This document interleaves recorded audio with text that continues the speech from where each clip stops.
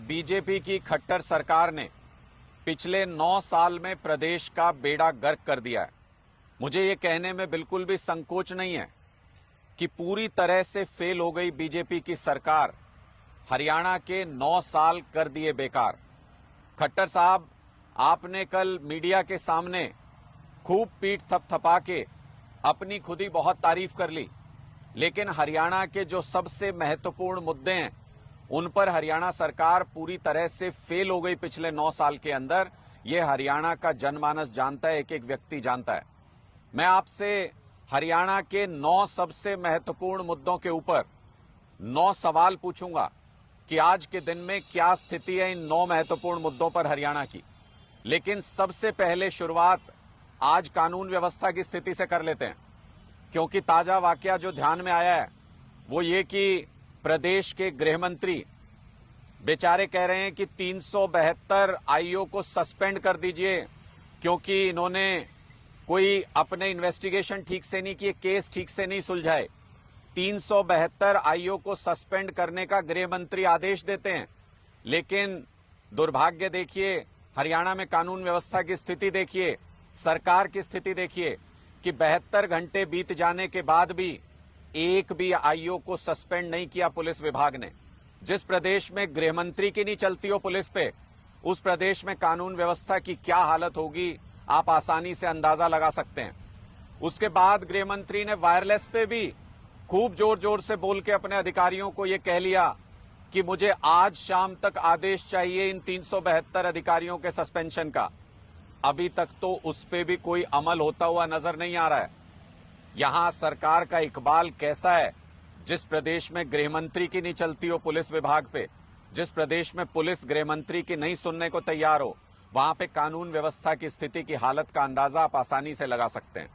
खट्टर साहब, केंद्र सरकार की रिपोर्ट है कि हरियाणा रहने के लिहाज से, सुरक्षा के लिहाज से, नागरिक सुरक्षा के लिहाज से पूरे देश में सबसे असुरक्षित जगह है।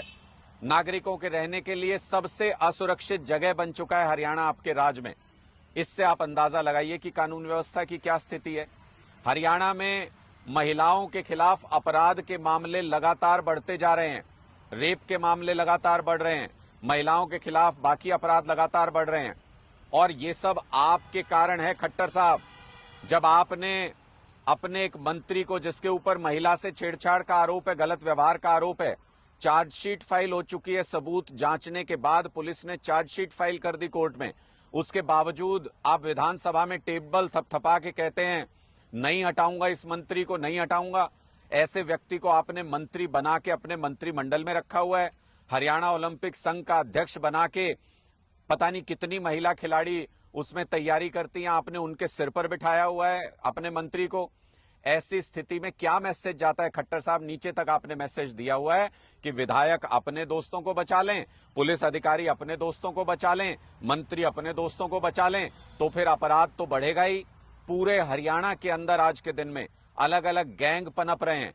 फोन के ऊपर विदेशों से धमकियां आ रही हैं, सांसद तक के साथ विदेश से फोन आने का मामला हो जाता है। ऑनलाइन फ्रॉड के तो पता ही नहीं कितने मामले बढ़ते जा रहे हैं। पूरे हरियाणा में कानून व्यवस्था की स्थिति आज के दिन में बहुत लचर है, और ये सिर्फ इसलिए है क्योंकि लोगों को जात के नाम पे, धर्म के नाम पे लोगों के दिलों को बांटने का काम खुद भारतीय जनता पार्टी, खुद आपकी सरकार के लोग करते हैं।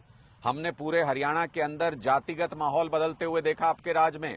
हमने पूरे हरियाणा के अंदर धर्म के नाम पर नूह में जिस तरीके से सुनियोजित तरीके से हिंसा कराई गई, वो माहौल खराब होते हुए हमने देखा। और आप बैठ के सिर्फ तमाशा देखते रहे, हरियाणा की कानून व्यवस्था को बिगड़ते हुए देखता रहे, हरियाणा की बहन बेटियों के मान सम्मान के साथ होते हुए खिलवाड़ को देखते रहे।